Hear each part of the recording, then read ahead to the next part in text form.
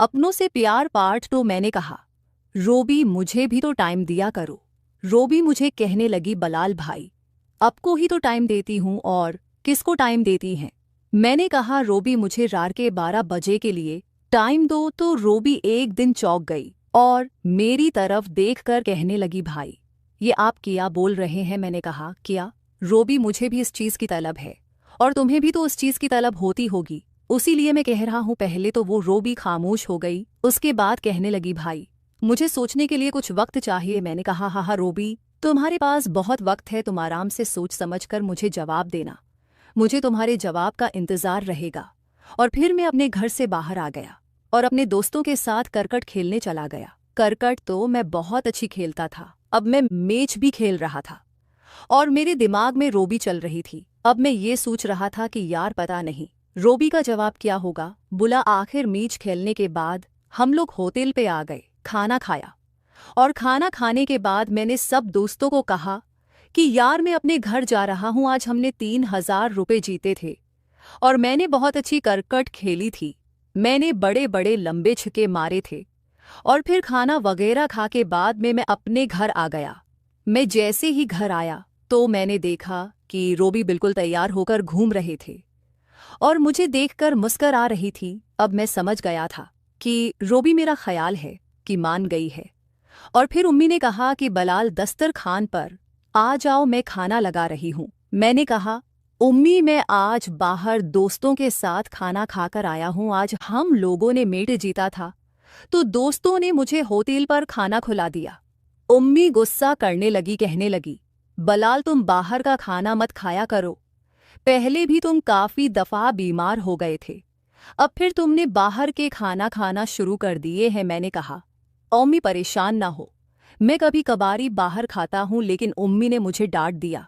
मैंने कहा, ठीक है उम्मी, अब अगली दफ़ा मैं बाहर खाना ना नहीं खाऊंगा। फिर उम्मी और अबू भी दस्तरखान पर बैठकर खाना खाने लगे।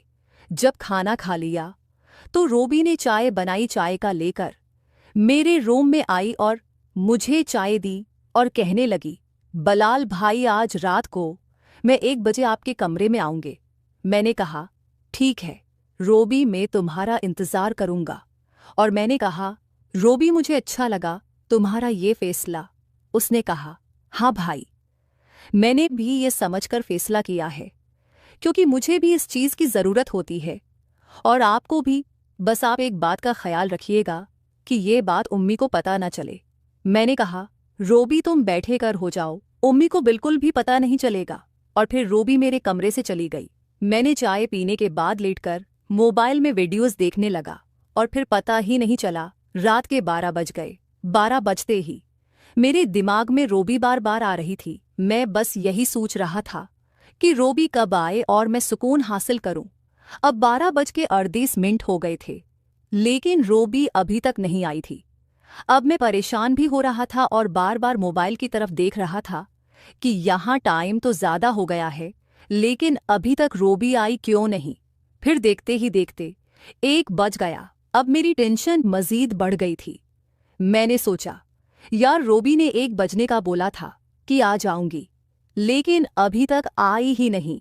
मेरी नज़र सिर्फ दरवाजे पर टिकी हुई थी।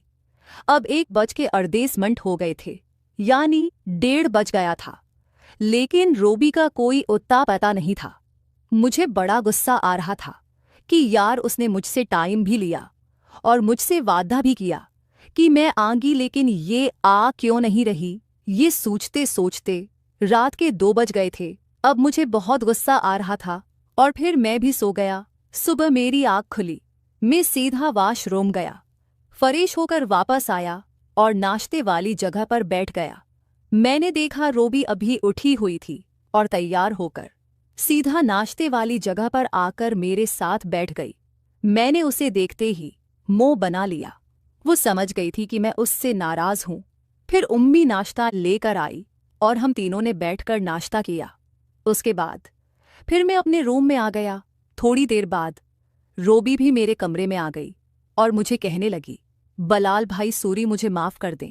वो रात को उम्मी के सिर में बहुत शदीद दर्द था, इसलिए मैं उम्मी के रूम में थी और उनका सिर दबा रही थी। मैं जैसे यटने लगी थी तो उम्मी फौरा कहती थी, रोबी मेरे सिर में दर्द है और दबाओ। मैंने उम्मी को टेबलेट भी खिलाई, लेकिन उम्मी का सिर दर्द ही नहीं जा रहा था।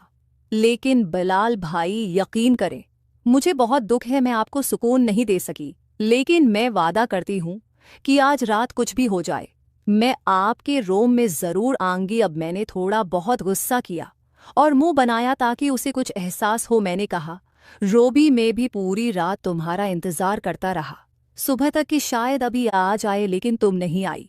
रोबी कहने लगी, बलाल भाई, आज के लिए माजरत, आज रात को मैं लाजमी आऊंगी, पका वाला प्रोमिस। मैंने कहा, ठीक है रोबी, आज रात को तुम आ जाता ना मेरी कमरे में, और हाँ, अब 12 बजे तक आ जाना, और फिर मैं पूरी रात तो तुम्हें जाने नहीं दूंगा। मुझे 2-3 गेमें करनी है तुम्हारे साथ।